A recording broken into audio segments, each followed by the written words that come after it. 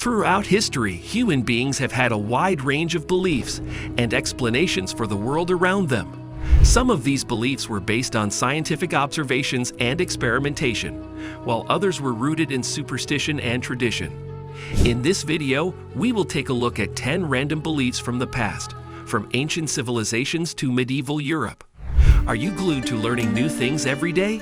Welcome to Tell Me More, the channel in which you will find crazy facts about anything that you can imagine. Stay tuned. Now, let's dive into it. 10. In the Middle Ages, people believed that the alignment of the stars and planets at the time of a person's birth could predict their fate and influence their personality and life events. Astrologers were consulted to help individuals make important decisions such as marriage, business ventures, and even warfare. Astrology was considered as a tool to make predictions about the future and to gain insight into the present. Astrology was also believed to have the power to bring good or bad luck, and many people relied on astrologers to determine the best times to undertake important actions.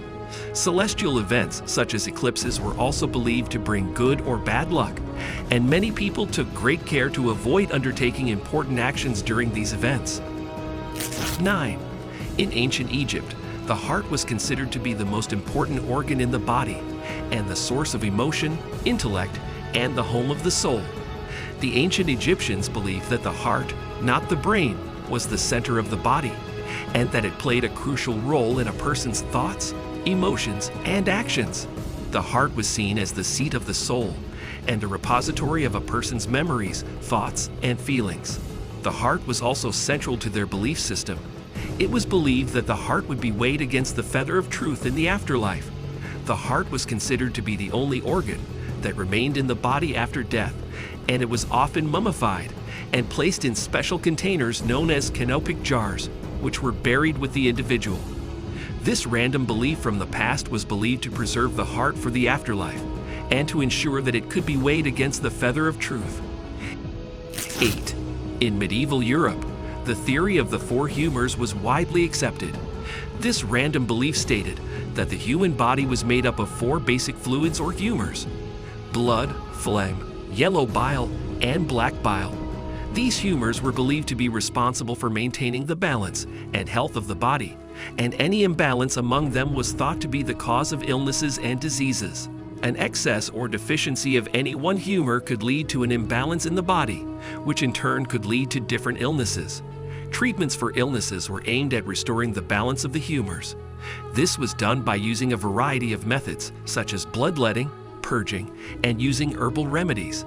The theory of the four humors was used as a framework for understanding health and illness, and it was used in medical practice until the 17th century. It was a widely accepted medical theory in medieval Europe, and it helped physicians to understand the causes of different diseases and to find the best treatment methods. 7.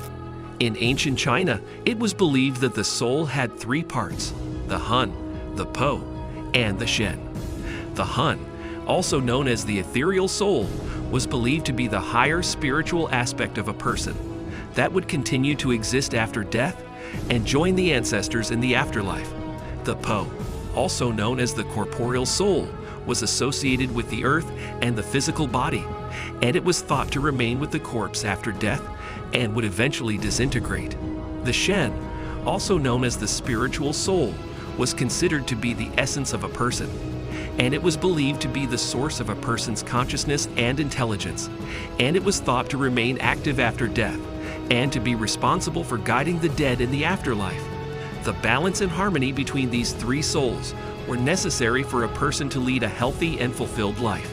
In the practice of traditional Chinese medicine, the three souls were also considered to play a role in the diagnosis and treatment of illnesses and mental disorders. 6.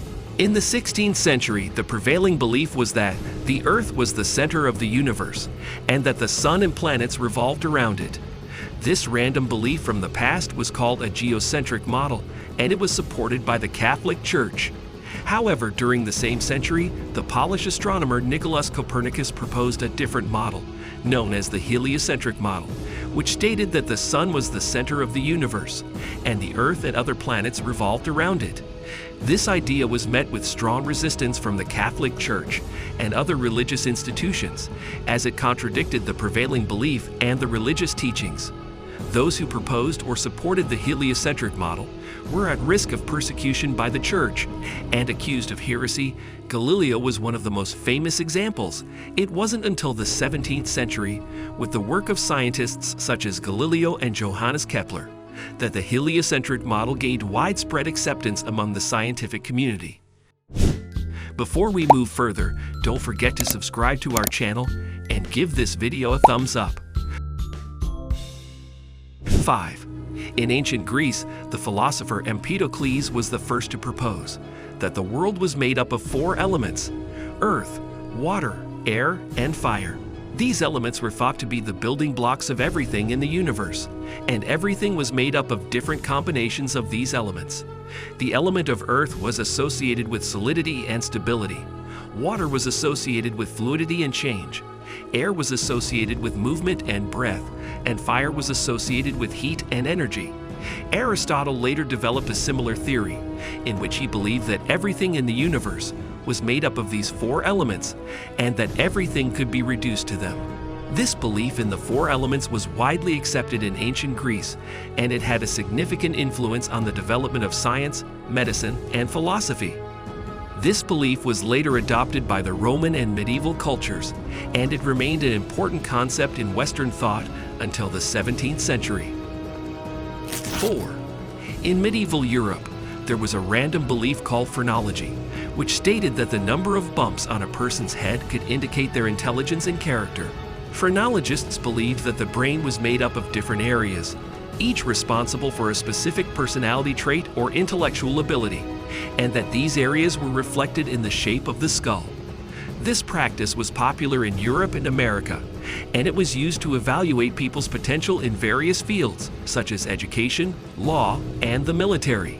Phrenology was also used to study criminals, people with mental disorders, and other groups of people thought to be deviant. However, it was also used to justify racial and social hierarchies, and it was used to discriminate against certain groups of people, such as immigrants and people of color. The scientific community has since discredited phrenology as of pseudoscience, with no scientific basis, and it is not considered a valid way of evaluating people's abilities or character. 3. In ancient Mesoamerica, the Maya and Aztecs had a complex belief system, where the gods and goddesses controlled the forces of nature and shaped the fate of humanity. They believed that the world was created by these deities, the universe was sustained by their actions and rituals, and that the gods controlled the cycles of nature, such as the cycle of the seasons, the cycle of the moon, and the cycle of human life. They believed that time was cyclical and that the world went through repeated cycles of creation, destruction, and rebirth. They also believed that gods were closely involved in human affairs, and that the fate of humanity was closely linked to the actions of the deities. They held that the gods and goddesses could be propitiated through offerings, sacrifices, and rituals, and that the world could be kept in balance through these actions. This random belief played a central role in their daily life and culture, and it was reflected in their art, architecture, and mythology. 2. In the 18th century, the prevailing belief was that diseases were caused by miasma, or bad air. It was thought that diseases such as cholera, yellow fever, and plague were spread by noxious fumes generated by rotting organic matter and sewage. To prevent and cure these diseases, many medicine practitioners at the time believed in the practice of bleeding and purging the body, which often resulted in further weakening the patient and sometimes death. This belief in miasma persisted well into the 19th century, despite the fact that there was little scientific evidence to support it.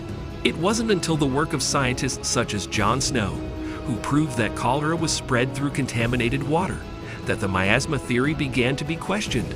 Eventually, it was disproved by the germ theory of disease, which proposed that diseases were caused by microorganisms. 1. In ancient India, the concept of Gunas was central to understanding the nature of the universe and the nature of beings within it. The 3 Gunas, Sattva, Rajas, and Tamas, were believed to be the fundamental qualities that make up everything in the universe, including living beings and inanimate objects. Sattva is associated with purity, lightness, and goodness. Rajas with activity, passion, and movement. And Tamas with inertia, darkness, and ignorance.